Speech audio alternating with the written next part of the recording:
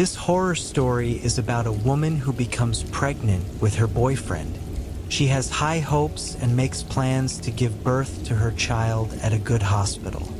However, an unexpected event occurs, leaving her deeply disappointed. This turn of events becomes the catalyst for a murder and drags everyone involved into a series of eerie and haunting experiences. The story unfolds under the title Go Back Home.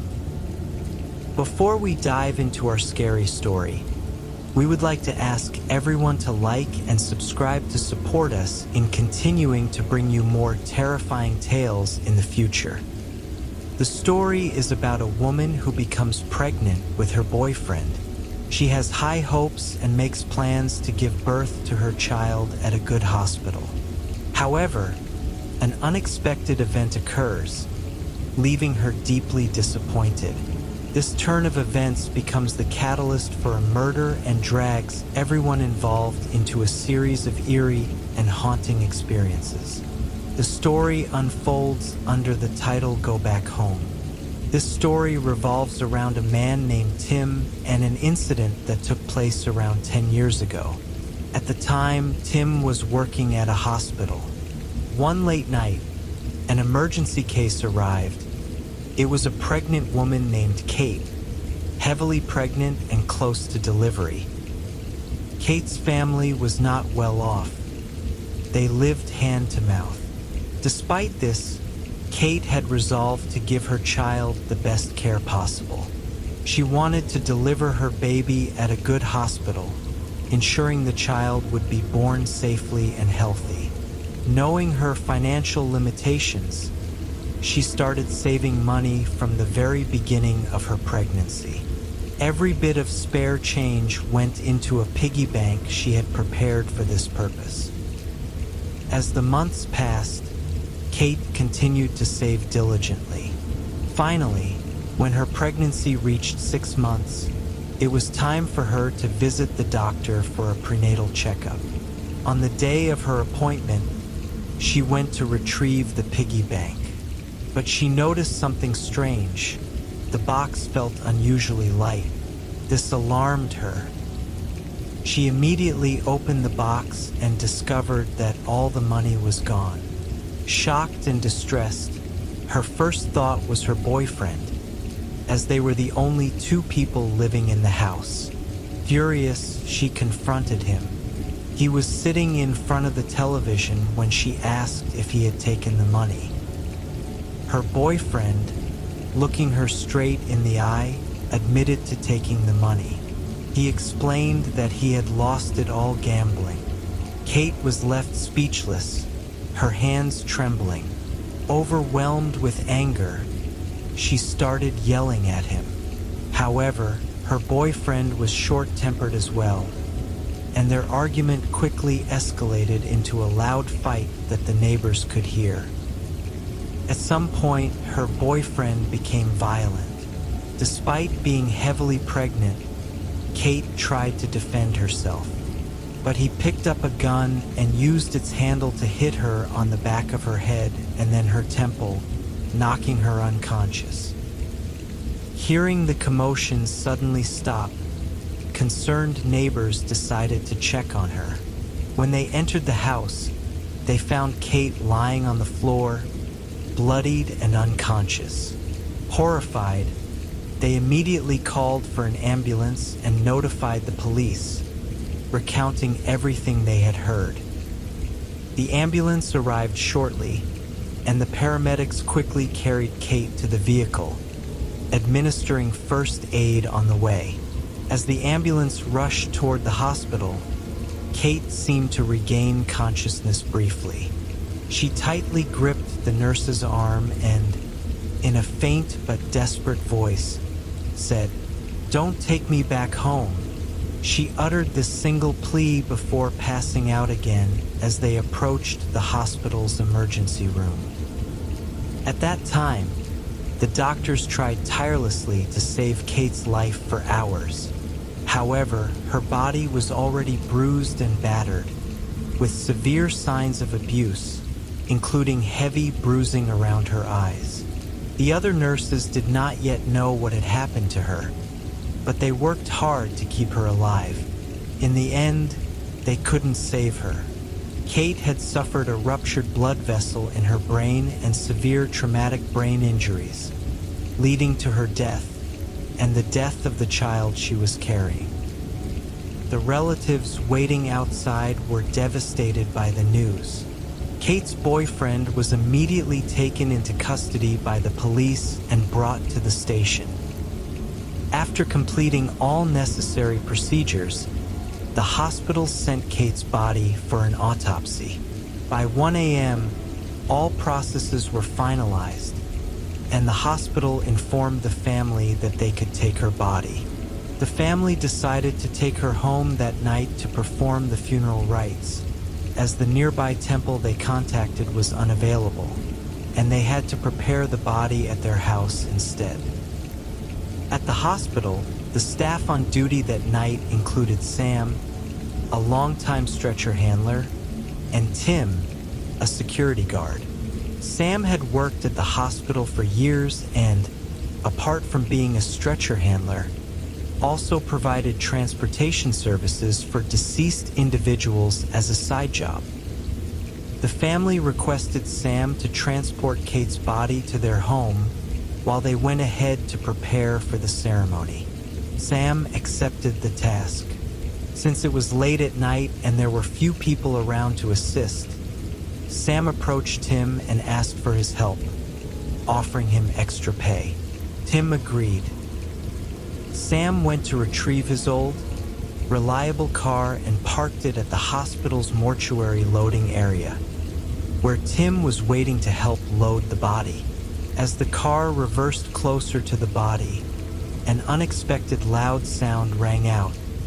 The car tire had burst. Sam quickly got out to inspect the problem and found a large nail lodged in the tire. Luckily, he had a spare tire and set about changing it. After replacing the tire, they loaded Kate's body into the car and set off. But an unexpected incident occurred again. After driving less than 2 kilometers from the hospital, another tire burst. Sam and Tim exchanged uneasy glances, feeling that something was off. The car, which had been in use for years without major issues, suddenly had problems with 2 tires in one night. They got out to inspect the situation and found the second tire was damaged, but this time there was no nail or visible cause. It had simply burst. Pressed for time, Sam decided to call an acquaintance who had a spare tire to come and help. Fortunately, someone arrived and helped replace the tire. Tim, now visibly irritated, walked over to Kate's body and spoke directly to it. "Miss, if you want us to help you, please let us make it to your home safely." Afterwards, Sam resumed driving, and this time, they made it to the family's house without further incidents. The body was delivered, and the preparations for the funeral began. Both men carried the body to the spot the family had prepared and received their payment. By then, it was already past 3 a.m., coinciding with the end of their shift. Tim was eager to return home, exhausted and drained. He urged Sam to drive him back quickly. As they got into the car and tried to start it, the vehicle refused to cooperate once again. Sam and Tim exchanged glances, suspecting this must be some kind of supernatural occurrence tied to transporting the body. Sam tried starting the car a few more times, but it still wouldn't start. Frustrated, Tim got out of the car and walked toward the body. He raised his hands in a gesture of respect and spoke to it. "Miss, I brought you home. Please let us return to ours now." The moment he finished speaking, Sam tried starting the car again, and this time it worked. Tim hurriedly got back into the car, and they drove back to the hospital. Once there, Tim headed to his accommodation on the hospital grounds, while Sam, who lived off-site, drove home. As Sam dropped him off, Tim joked half seriously, "Miss, if you're still in the car, go home. Okay?" Sam laughed, noting that Tim seemed to be only half believing in the paranormal. Sam then drove away, leaving Tim to head toward his house. Tim's accommodation was a modest house with a concrete and wood design. The entrance led to a staircase that went up to the second floor, where a door opened to a single large room that served as the bedroom.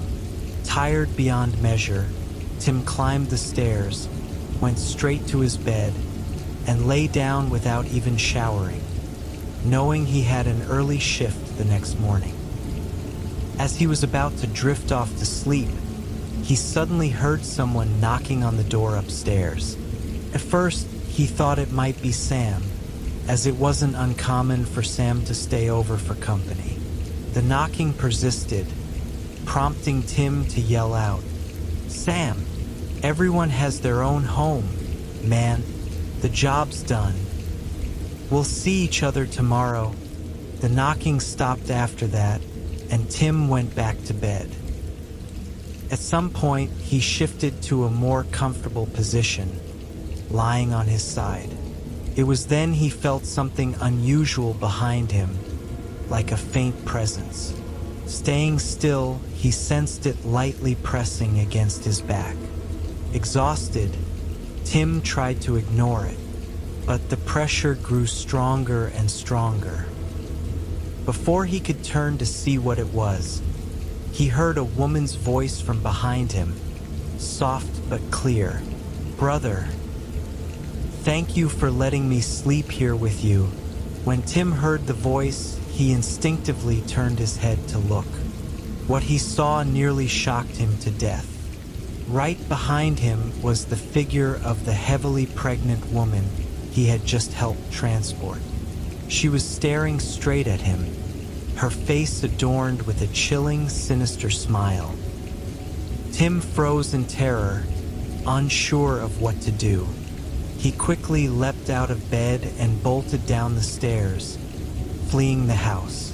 He didn't stop running until he reached the security booth outside, where he stayed the rest of the night. Standing there, he anxiously awaited dawn. By morning, Sam arrived for his shift as usual.